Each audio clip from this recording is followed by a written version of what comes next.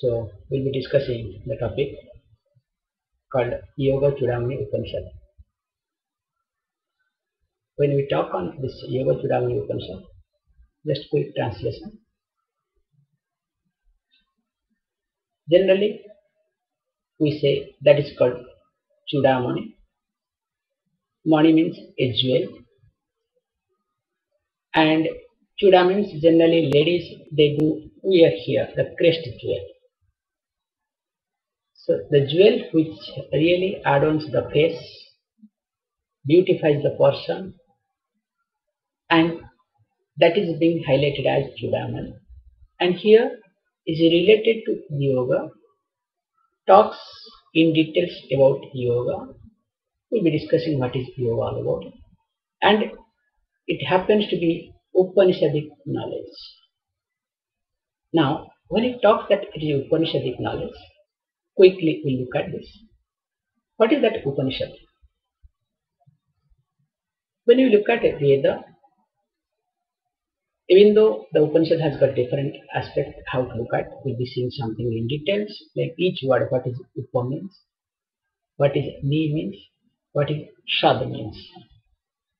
3 words explains beautifully what does the Upanishad mean. But here, quickly we can look at this way. Upanishad means Vedantic knowledge. When we say Vedantic knowledge, we have to look at this way. If you look at the Veda, Veda has got 2 parts, content-wise. Even though it is being divided into 4 parts, called Rig Veda, Yajur Veda, Sama Veda, and Atharva Veda. But content-wise, it gets divided into 2 parts. One is called Karma Kanda, ritualistic portion of Veda, where predominantly rituals have been discussed. Then other aspect is called Jnana Kanda, means knowledge portion of Veda, predominantly where knowledge is being discussed. So that knowledge portion of Veda, or you can say Jnana Kanda, is being called as Vedanta. So Anta means generally end, literal translation, but we say essence of Veda. So here the Upanishad, the other name of Vedanta is called Upanishad. And each Upanishad, if you look at, do highlight the essence of the Veda, and that too which in the form of teaching. And if you look at every Upanishad, do have a Shanti mantra. So generally the Shanti mantra is being translated that prayer for peace, without knowing what is peace. However, here, if you look at this particular Upanishad called Yoga Chudamani Upanishad, the Shanti mantra is here, beautiful Shanti mantra, highlights stating that goes like this: Om Apyayantu Mamangani Vak Prana Chakshuk Shrotramatho Balamindriyani Cha Sarvani Sarvam Brahmopanishadam Maham Brahma Nirakuryam Ma Brahma Nirakarot Anirakaranamastu Anirakaranam Me Astu Tadatmani Nirateya Upanishatsu Dharma Te Mai Santu Om Shanti Shanti Shanti. Now, when we look at this Shanti mantra, first thing let us look at why one should chant Shanti mantra, that too in the beginning. Because we have heard that many people do chant Shanti mantra at the end, like any religious discourses, and especially all these New Age gurus, to make world peace, they say Shanti, Shanti, Shanti. It's a very usual thing to listen to Shanti so that mind calms down.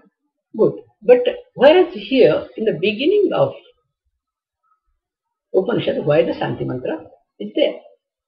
In fact, in every Upanishad, in the beginning there is a Shanti mantra. Without Shanti mantra, no Upanishad starts. Then what does it mean? Actually, Shanti mantra is in the form of a prayer. Because if you look at our life, if we want to achieve success, we need two things. The first one is one's own effort, and other one is called God's grace. Unless the God's grace and one's own effort go hand in hand, nobody can achieve success. Here, when we do a prayer to make sure that even though I can put any amount of effort, but I do not know about God's grace. So the tapping God's grace, what we use the word called Daivam. So Daivam, which is in the form of that uncontrollable, unpredictable. Sometimes controllable, unpredictable, or predictable, uncontrollable, and predictable, controllable. So this put together, we use the word most carefully, that uncontrollable, unpredictable, the worst part of it, is being taken care of by Daivam or God's grace. So just to take care of that part, tap the God's grace, first we do a prayer. Because without a prayer, nothing moves. So to make sure, because I am not sure what I am doing, even though I am sure outwardly that I am doing this thing, what is the guarantee that I will be able to complete it? In fact, what is the guarantee that I will be able to clap? For example, there is a clap. I know I am sure I am going to clap. Can I say that I will be able to clap? Definitely not. That's why they say beautifully, between the cup and lips, there are many slips. When the person holds a cup, knows very well that he is going to sip. But is it possible all the time? That's why many times we excel, and that becomes our last excelsion. We cannot inhale. But when we excel, we assume that we will be inhaling or not. But it doesn't happen. In fact, that becomes the last breath for people. However, to make sure that whatever I am doing, whether knowingly or unknowingly, let the God's grace flow in my life. And in order to tap the God's grace, the prayer is always there. And this Upanishadic prayer, which starts in the form of Shanti mantra, which has got beautiful meaning. Because if you look at the common prayer, always I say it's not prayer, it's called praying. They don't pray. Or they beg. Begging. There is no prayer, there is no, means either they pray or they beg. They bring them down, put the God in very high pedestal, then you just beg, give me this, give me that, nothing wrong in it, that's different thing altogether. But what here is more, prayer means appreciating one's own self as one is, and appreciating the God and getting the things what is supposed to get. And being the Upanishad, the knowledge aspect of it, it highlights this Shanti mantra in such a way, and each word is so beautiful, and we'll be looking at this particular Shanti mantra. Actually, when it talks about this, in this context, in this Yoga Chudamani Upanishad, the Shanti mantra is called Apyayantu, as we saw. Actually, through the Shanti mantra, we can make out a lot of things. For example, as we have been discussing, there are 4 Vedas, Ruk, Yajur, Sama, Atharva. And again in Yajurveda is being divided into 2. One is called Shukla Yajurveda, other one is called Krishna Yajurveda. There is a little division is there. Now, when we look at the Shanti mantra, from Shanti mantra we come to the conclusion that this particular Upanishad belongs to which Veda. So each Shanti mantra is in part of one particular Veda. So if that particular Shanti mantra appears before any Upanishad, that means that Upanishad belongs to that particular Veda.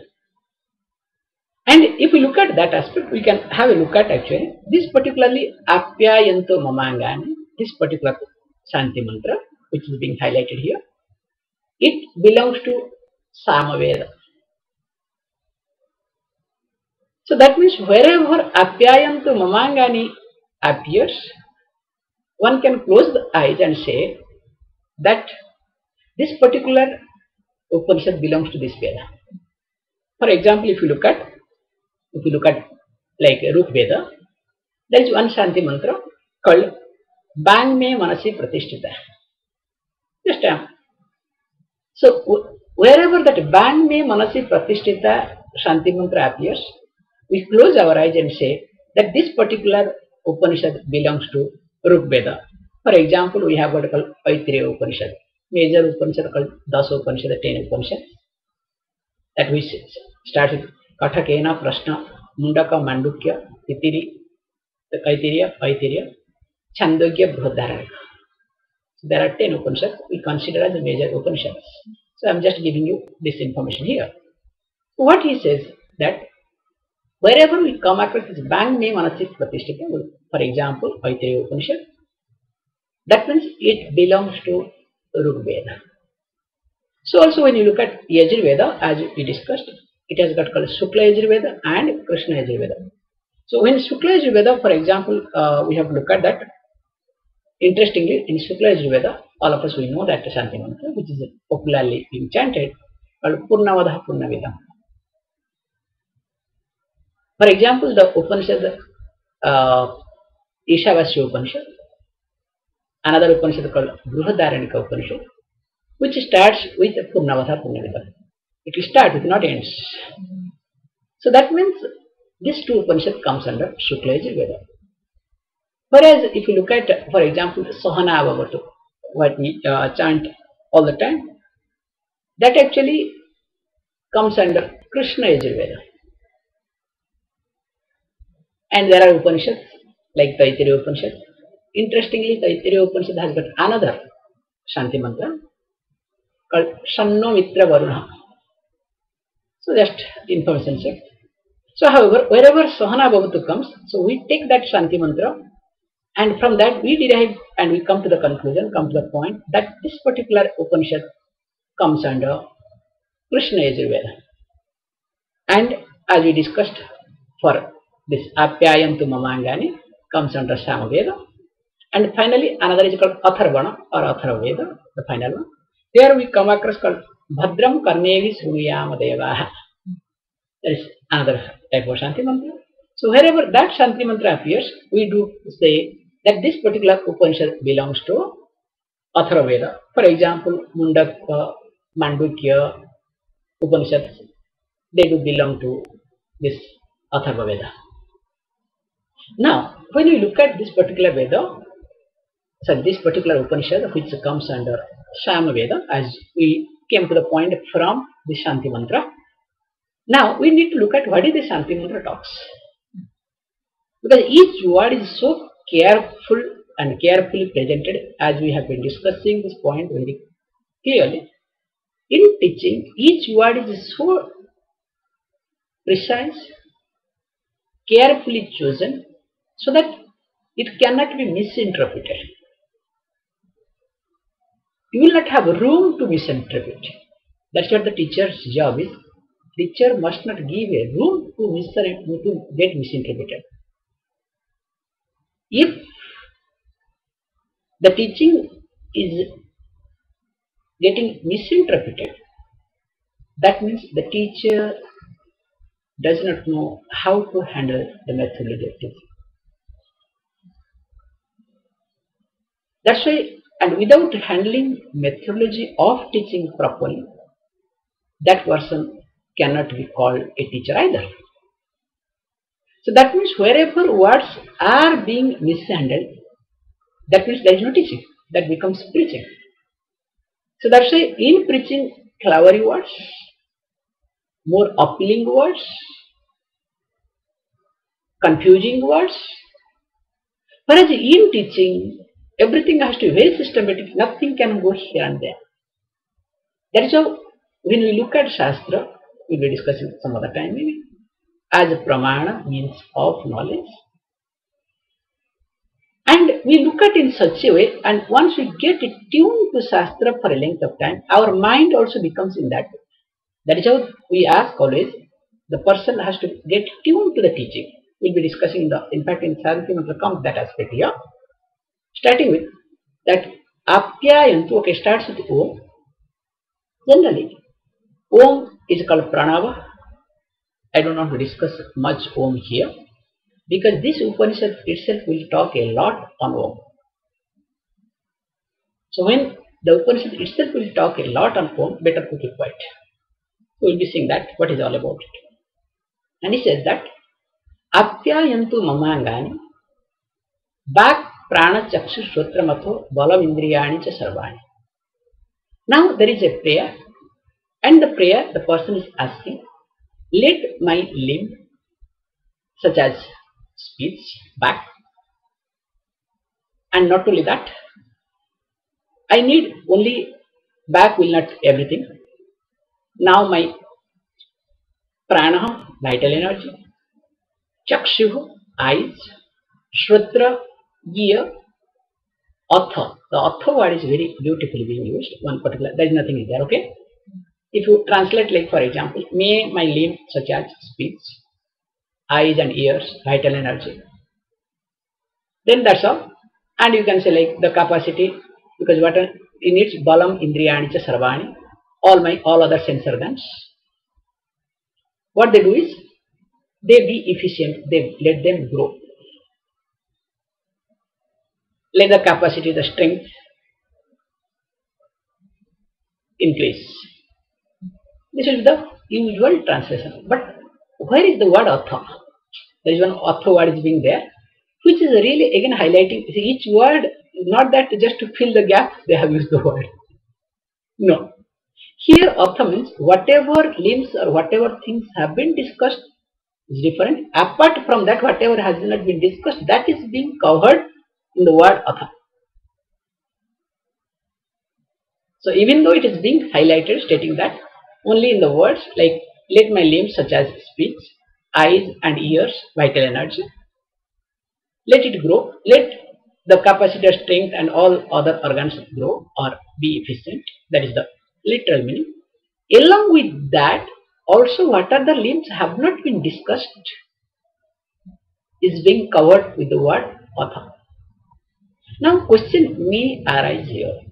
Why this particular prayer highlights to take care of the body? What is the purpose of it?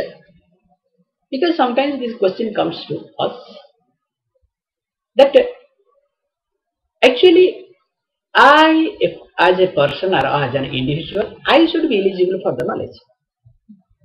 The jiva, the individual, should be eligible or available for the knowledge.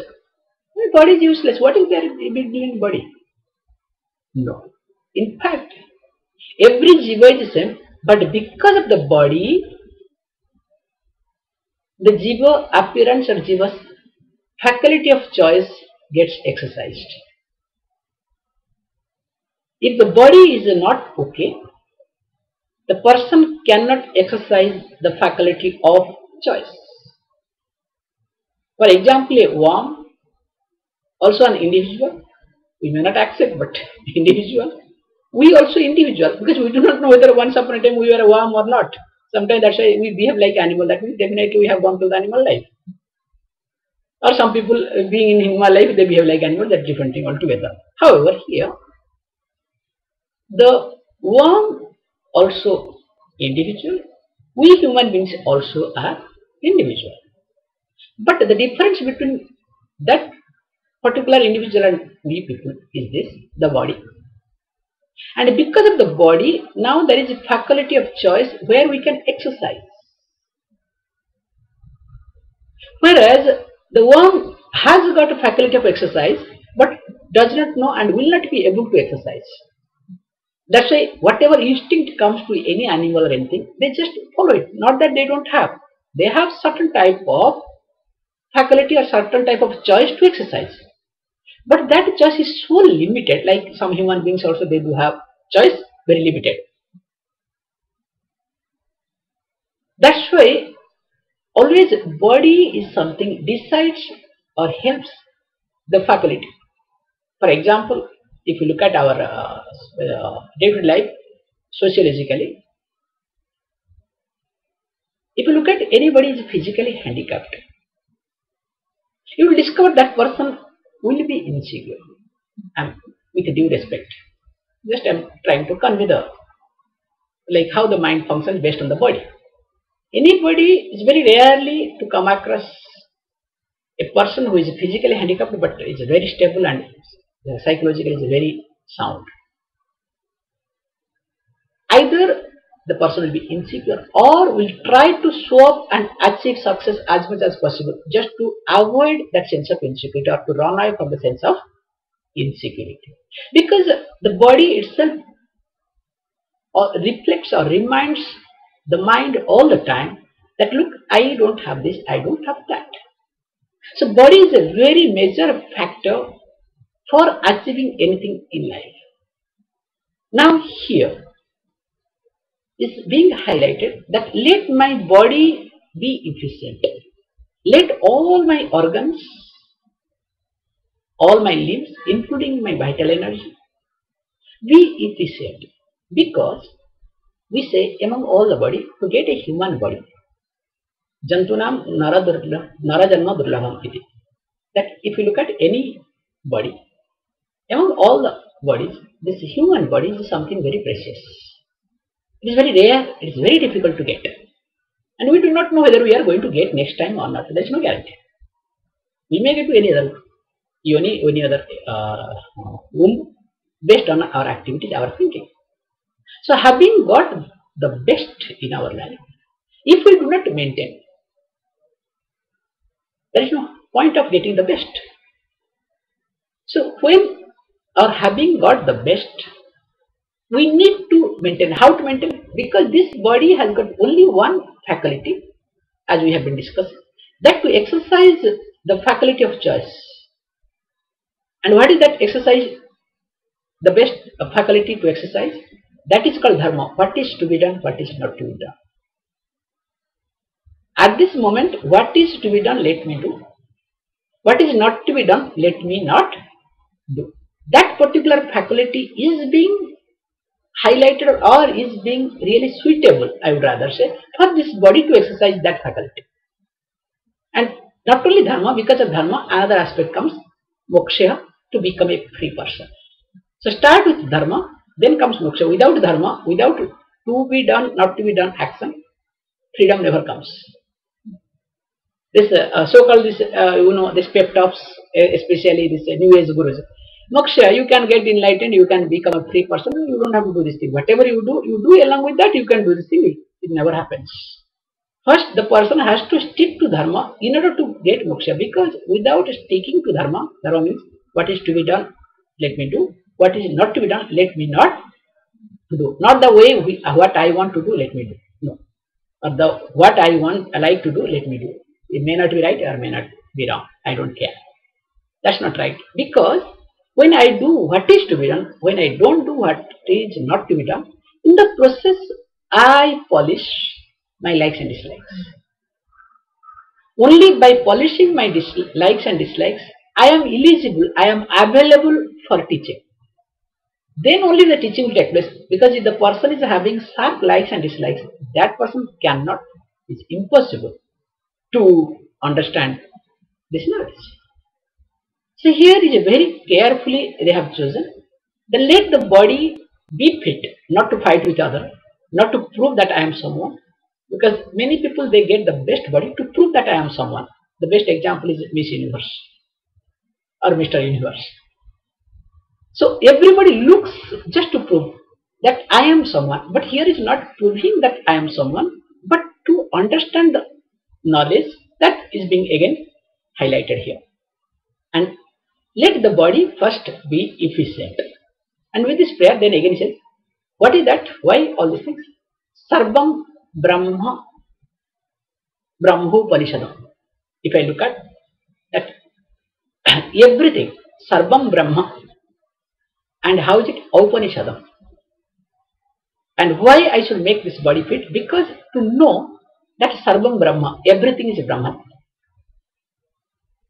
When it says everything is Brahman, it is not a superficial statement. Because why I am saying this superficial statement, sometimes we do use. When there is like percentage is more, we do use the word called all. For example, in any given city or anywhere we say all people are rich. In the city, all people are rich. What does it mean? Not that everybody is rich.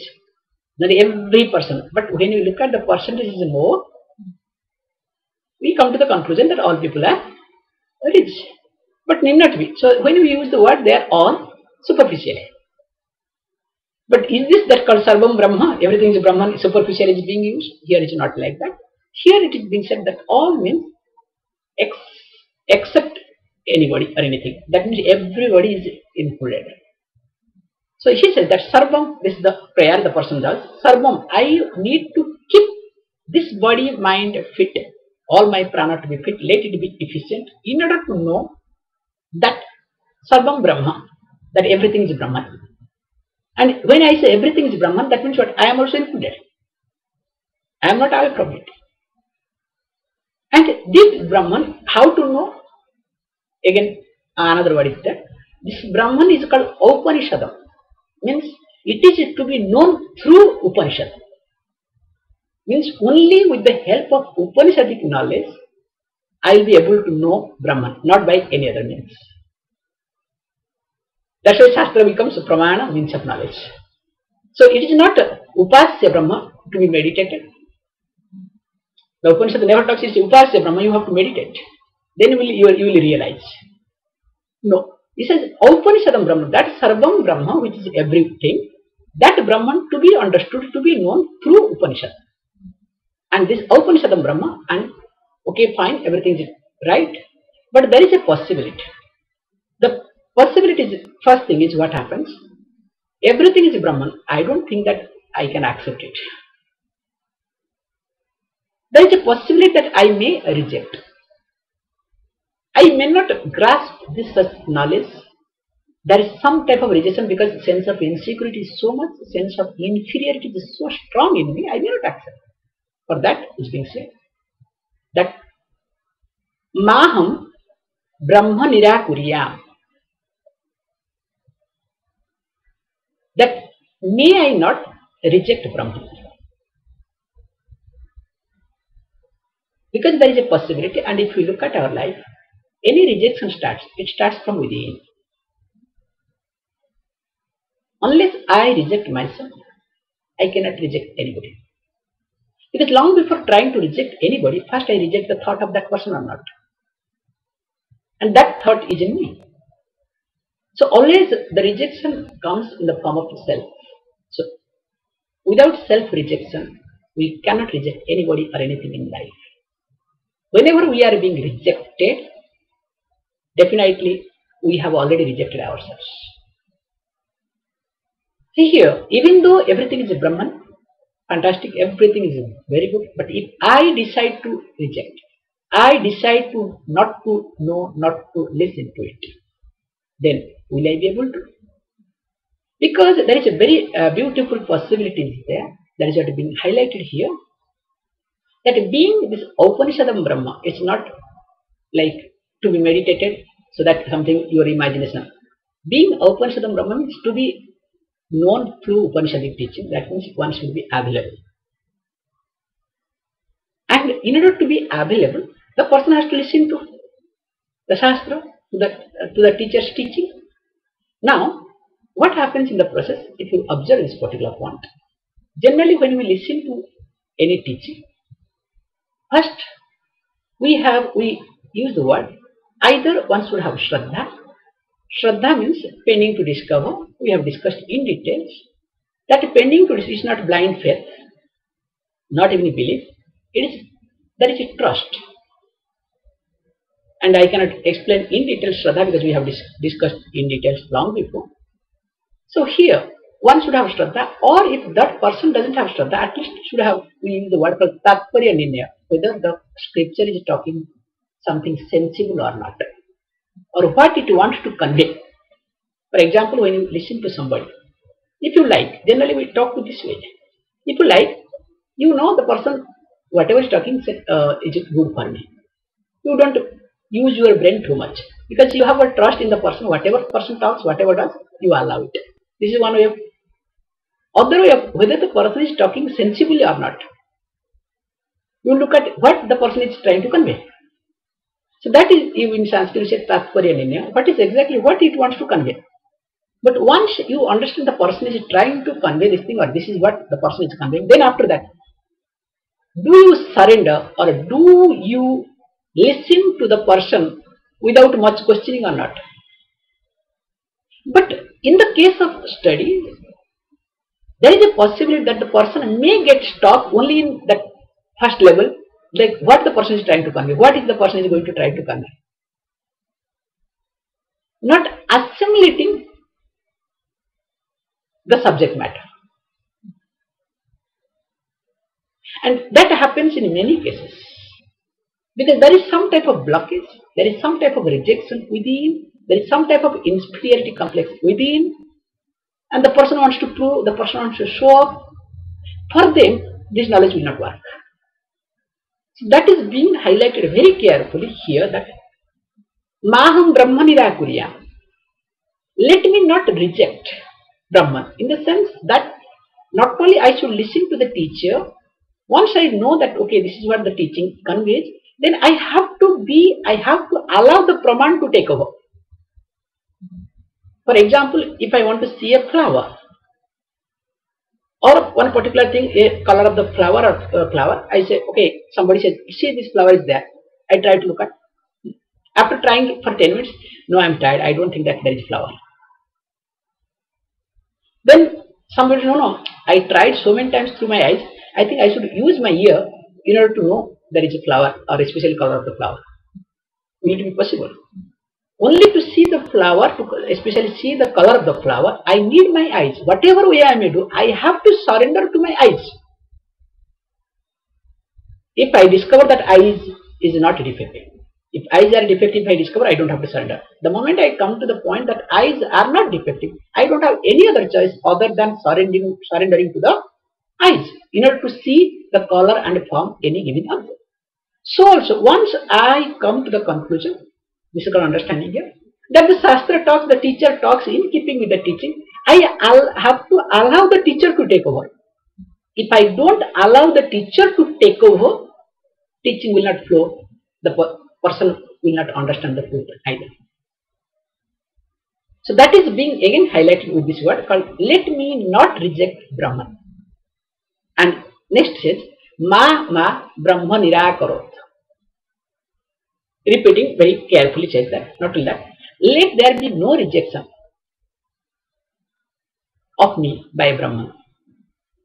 Here it says that when let there not be any rejection from Brahman side. Here Brahman means God. That means let there be God's grace. Because there is a possibility, even if I reject myself or I reject Brahman, what one answer, there is a possibility that if God's grace is there, it may penetrate through. That's why beautifully we say the concept of Lord Vishnu. Lord Vishnu is having 4 hands. One hand conch, one hand mace, another hand is disc, and another hand flower. They say beautifully that if you are good something, always flower comes to you. That is one way of expression. The best thing comes to flower.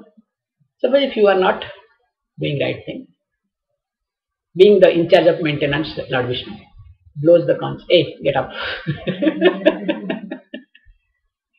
Suppose you are so stupid, you don't. Takes the mess, hits on your head. Hey, get up. Some disturbance, some real thing happens. And if the person doesn't get up, finally what happens? Goes the disc. Finish. This is what Lord Vishnu does the job. So in life, this is what happens. So here it's being highlighted that if the God's grace comes, even if I am closed, still somehow or other it will penetrate. So let the God's grace flow in me and let there be God's grace.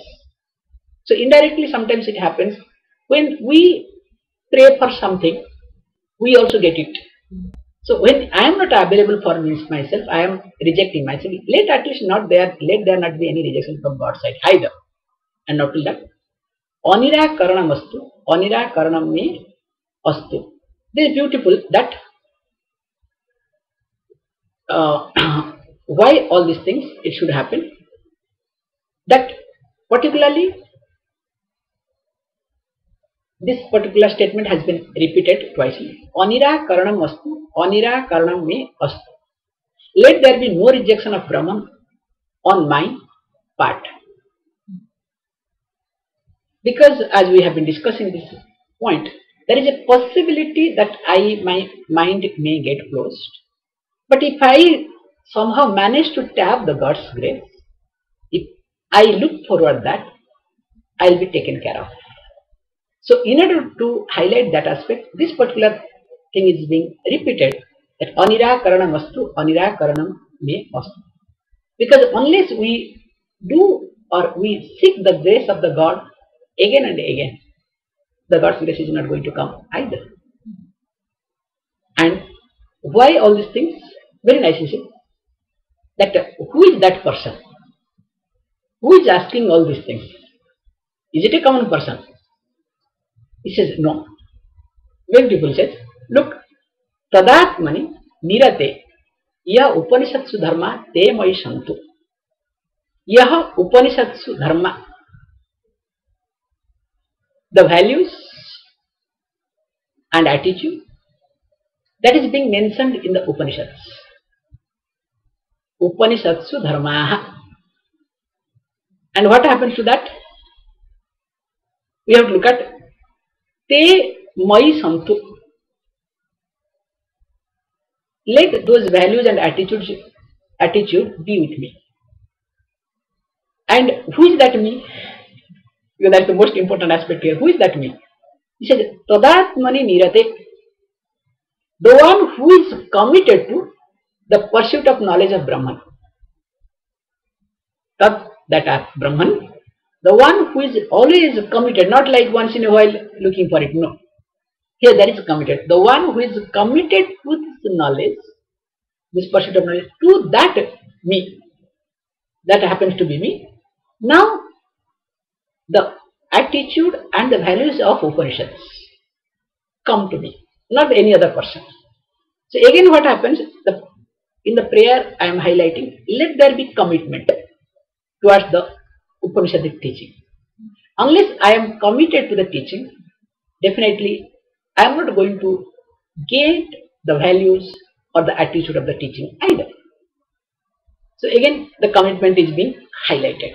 And after that it says very nicely that te mai santu. Again concluding, giving emphasis, same thing repeating, that te mai santu, let them abide in me, means all the values and attitude be with me. And finally says Om Shanti Shanti Shanti. We do chant 3 times Shanti to remove 3 obstacles. What we say technically called Adi Daivika, Adi Bhautika and Adhyatmika. There are obstacles comes from unknown factors and uncontrollable. As we have been discussing, like calamities, cyclone and other things. May be predictable but uncontrollable. This is one type of, so one Shanti takes care of that. Second one is called Adi Bhautika, from different beings. Forget about different beings, other human beings. May be controllable but not at that moment.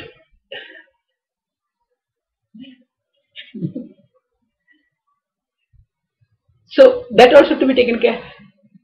So second Shanti takes care of that. The conflict, the obstacles that comes from other beings, other individuals. I would rather say other individuals. And the third one is called one's own self. The conflict, the obstacles that comes from within. Whether my body is not okay, my mind is not okay, this is not okay, that is not okay. So we do chant it, Shanti, Shanti, Shanti, to take care of three obstacles. And in our day-to-day life, either any one of the obstacles creates problem. So if this is how the Shanti mantra is being chanted. With this, the Shanti mantra gets over and the Yoga Chudamani Upanishad will start, which will start tomorrow. Thank you. Yes.